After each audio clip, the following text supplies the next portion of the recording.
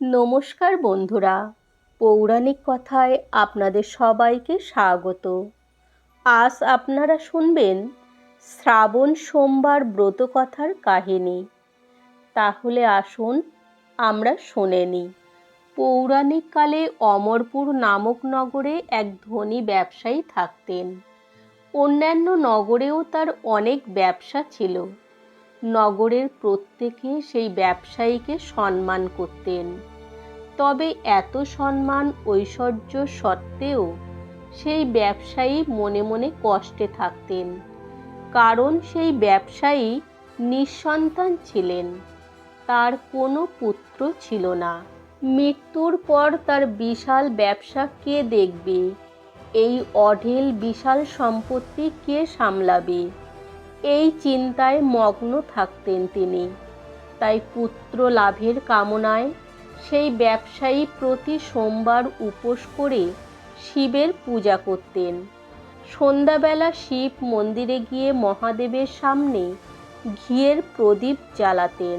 সেই ব্যবসায়ীর ভক্তি দেখে একদিন পার্বতী শিবকে বললেন, হে প্রাণনাথ, এই ব্যবসায়ী তোমার ভক্ত। বহু দিন ধরে সে প্রতি সোমবার উপবাস এবং পুজো করে আসছে। এরপর ব্যবসায়ীর ইচ্ছা পূরণ করার জন্য শিবের কাছে অনুরোধ করেন পার্বতী। শিব হেসে বললেন, হে পার্বতী, এই সংসারে প্রত্যেকে নিজের কর্মের ফল ভোগ করে। ব্যক্তি যেমন কর্ম করে তেমনই ফল পায়। কিন্তু এর পরেও পার্বতী নাছোড়বান্দা। তিনি আবেদন করেন, হে প্রাণনাথ, আপনাকে এই ব্যবসায়ীর ইচ্ছা পূরণ করতেই হবে। সে আপনার অনন্য ভক্ত, প্রতি সোমবার নিয়ম মেনে ব্রত পালন করে, পুজোর পর আপনাকে ভোগ নিবেদন করে একবার খাবার খায়। তাকে পুত্র লাভের আশীর্বাদ দিতেই হবে। পার্বতীর এমন আবেদন শুনে শিব বলেন, তোমার কথায় আমি এই ব্যবসায়ীকে পুত্র লাভের আশীর্বাদ দিচ্ছি, কিন্তু তার পুত্র 16 বছর পর্যন্তই জীবিত থাকবে। সেই রাতেই শিব ব্যবসায়ীর স্বপ্নে এসে পুত্র লাভের আশীর্বাদ দেন। পাশাপাশি পুত্রের 16 বছর পর্যন্ত জীবিত থাকার কথাও জানান। ঈশ্বরের আশীর্বাদে ব্যবসায়ী খুশি হন, কিন্তু পুত্রের স্বল্পায়ুর কথা শুনে তার সমস্ত আনন্দ নষ্ট হয়ে যায়। ব্যবসায়ী আগের মতোই নিয়ম মেনে সোমবারের ব্রত পালন করতে শুরু করেন। কিছু মাস পর অতি সুন্দর পুত্র জন্ম নেন, যার ফলে ব্যবসায়ীর জীবন আনন্দে ভরে ওঠে। কিন্তু সন্তানের স্বল্পায়ু হওয়ার কথা জেনে খুব বেশি খুশি হন না তিনি। এদিকে বাড়ির কোনো সদস্য এই রহস্য সম্পর্কে জানতেনও না। বিদ্বান ব্রাহ্মণেরা সেই পুত্রের নাম রাখেন অমর।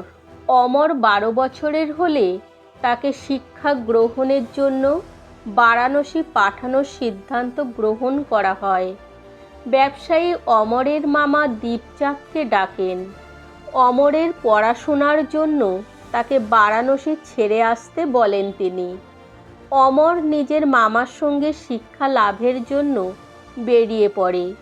পথে যেখানেই অমর ও দীপচাঁদ বিশ্রামের জন্য থাকতেন, সেখানেই যজ্ঞ করতেন ও ব্রাহ্মণদের ভোজন করাতেন। দীর্ঘ পথ অতিক্রম করার পর অমর ও দীপচাঁদ এক নগরে পৌঁছান।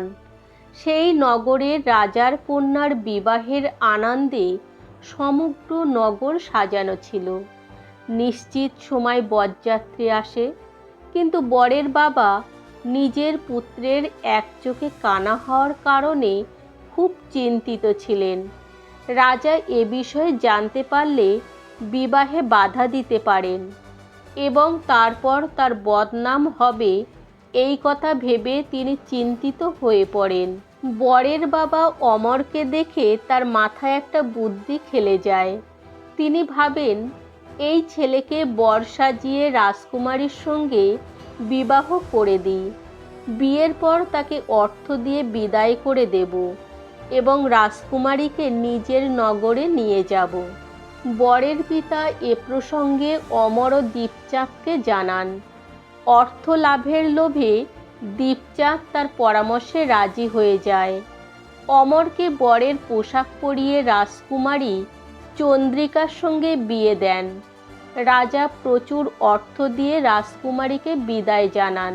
অমর ফেরার সময় সত্য গোপন করতে পারে না ও রাজকুমারীর অন্যায় সত্য ঘটনা লিখে দেয় যে, রাজকুমারী চন্দ্রিকা, তোমার বিয়ে আমার সঙ্গে হয়েছে, কিন্তু আমি বারাণসীতে শিক্ষা লাভ করতে যাচ্ছি। এবার তোমায় যে নবযুবকের স্ত্রী হতে হবে সে কানা। রাজকুমারীর নিজের ওড়নায় লেখা এই বার্তা পড়েন। তখন তিনি সেই কানা ছেলের সঙ্গে যেতে অস্বীকার করেন।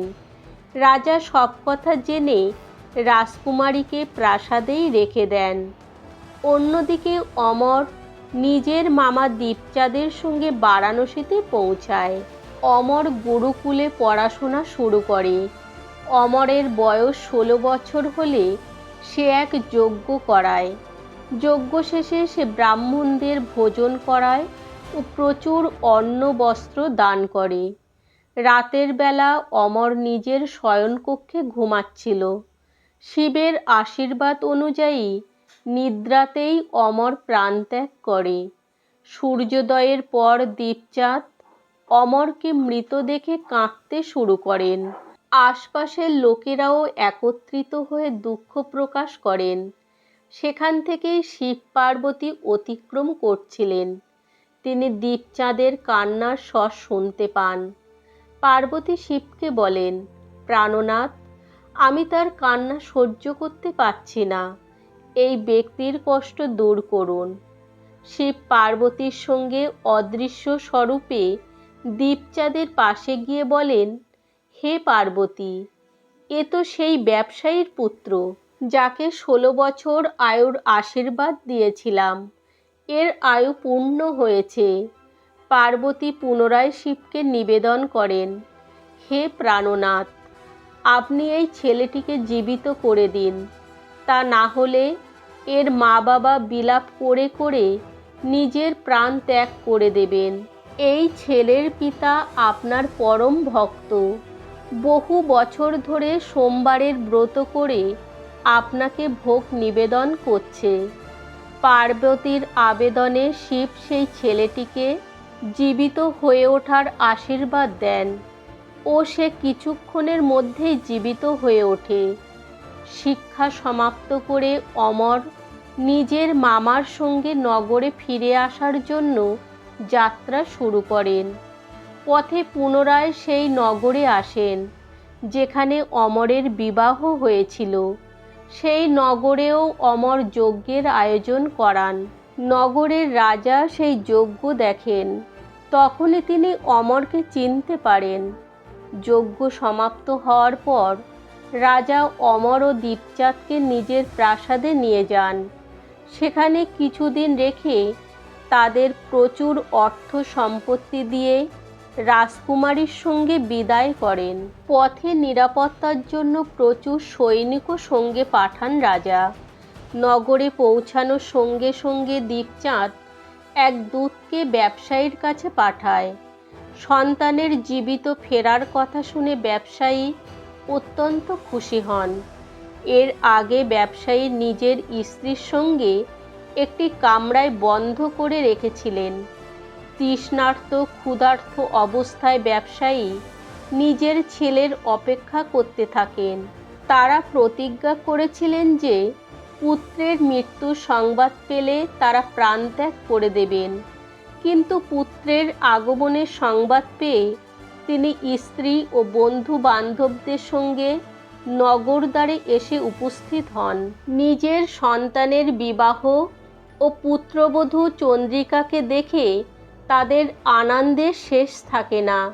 সেই রাতেই শিব ব্যবসায়ীকে স্বপ্নে দর্শন দেন এবং বলেন, আমি তোর সোমবারের ব্রত ও ব্রত কথার প্রভাবে খুশি হয়ে তোর সন্তানকে দীর্ঘায়ু প্রদান করেছি। এই কথা শুনে ব্যবসায়ী অত্যন্ত প্রসন্ন হন। সোমবারের ব্রতের প্রভাবে ব্যবসায়ীর বাড়িতে আনন্দের আগমন ঘটে। শাস্ত্রে উল্লেখিত রয়েছে যে স্ত্রী পুরুষ সোমবার নিয়ম মেনে ব্রত পালন ও ব্রতকথা পাঠ করলে তাদের সমস্ত ইচ্ছা পূরণ হবে।